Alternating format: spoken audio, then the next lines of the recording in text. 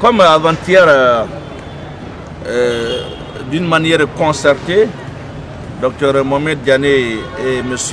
Oye Guilavogui ont, à travers leur défense, opposé par devant la juridiction de jugement de la Cour de répression des infractions économiques et financières une prétendue question préjudicielle tirée du pourvoi qu'ils ont exercé contre l'arrêt de la Chambre spéciale de contrôle de l'instruction de la CRIEF qui a déclaré leur appel contre l'ordonnance de renvoi de leurs clients irrecevable.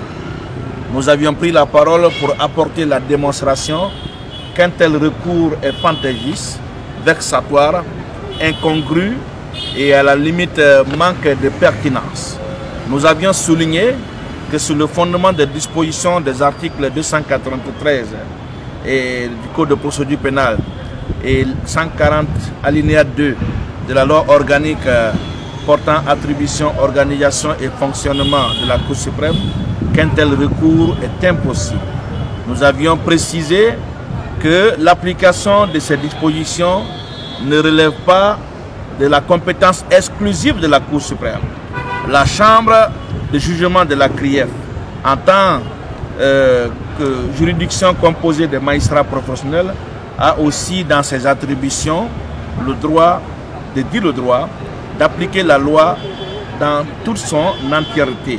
C'est pourquoi nous avions demandé, n'est-ce pas, à la juridiction de ce siège de bien vouloir constater que ce recours n'est pas possible et qu'en conséquence, rejeter l'exception préjudicielle soulevée par la défense, inviter en conséquence les parties à aborder le fond de cette affaire.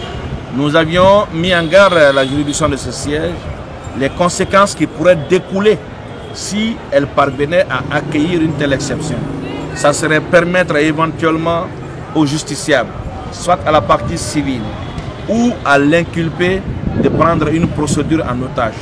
Nous évitons que cela figure dans notre jurisprudence pénale, ça ne ferait pas bon augure.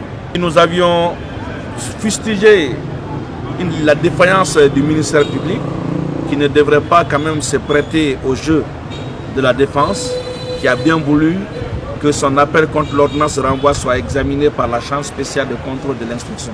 Pour nous, le procureur devrait simplement se conformer aux dispositions de l'article 287 pour faire orienter cette affaire sans se préoccuper de l'examen de ce recours qui, du fort intérieur de leurs auteurs, est manifestement impossible.